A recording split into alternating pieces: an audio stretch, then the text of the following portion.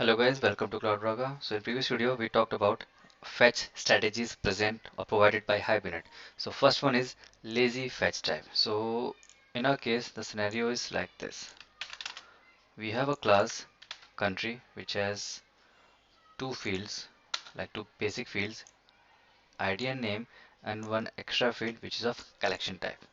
So it's all about when you fetch data. We already have this object inside our database. There it is.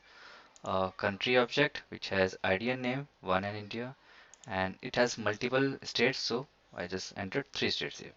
So that's how we can see our data in this MySQL workbench.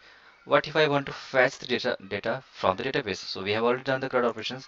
You can refer my previous videos if still not sure how to do that.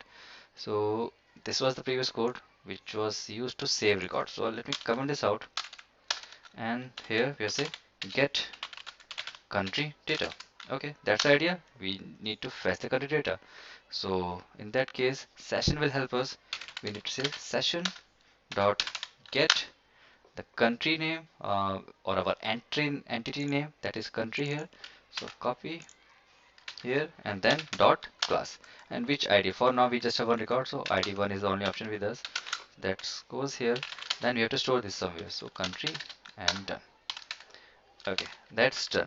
Now I have two options. First, fetch all primitives, right?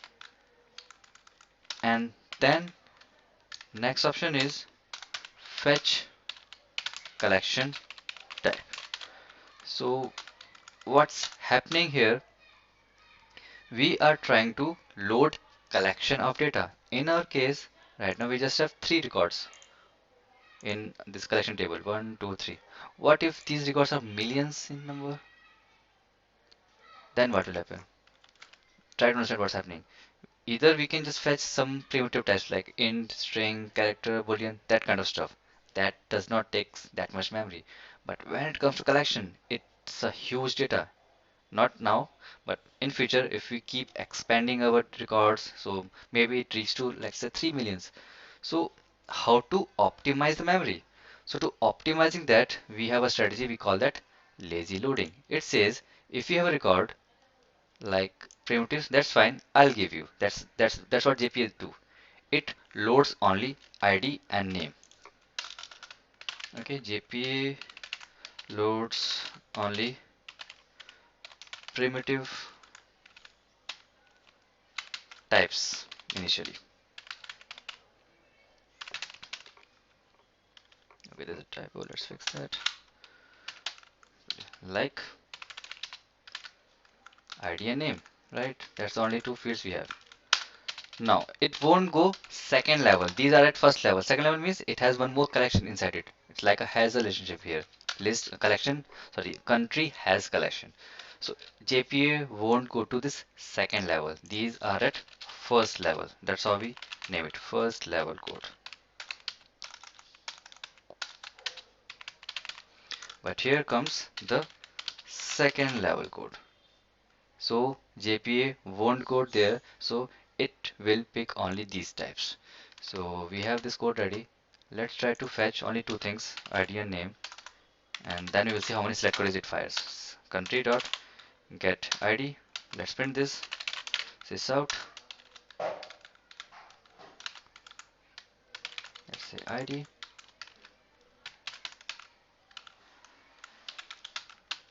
and let's say get name. Okay.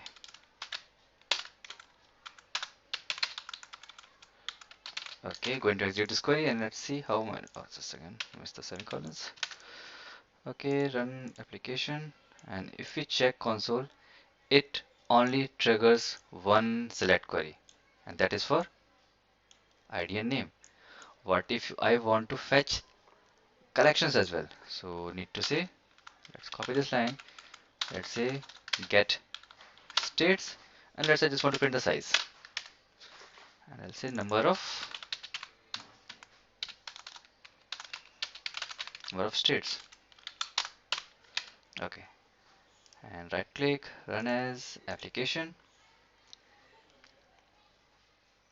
and you guys can see Hibernate again triggers one more select query. It's clearly visible in our console. That's weird how it happens, all because of memory optimization. Unless you are not asking, Hibernate won't give you the second level objects unless you asking it. So we did that. I just create a separator to see this more clearly. Let's maximize the console. So first select query for the primitive types or the basic types or first level objects, then it goes to next level. If you ask, only then it will give you. So by default, Hibernate works with lazy loading. You can see I have not used any annotation or any configuration here to make Hibernate make sure that use lazy loading. No, or lazy type, lazy fetch type. If you want to hard code it, want to make it necessary, so where we have used element collection, just write fetch and then type lazy, it will come up here. So that's how we define explicitly that my entity class should be loaded in a lazy manner. Unless I am not asking, don't provide the second level object because we just want to save our memory. Now we have asked here, process some certain operation on this collection, only then it goes to next level and you can see that clearly it just fires the select query on that table from states table. So that's it for lazy loading. In next video we will talk about eager fetch types. Thanks for watching this video guys. Let's see you in next video. Bye bye.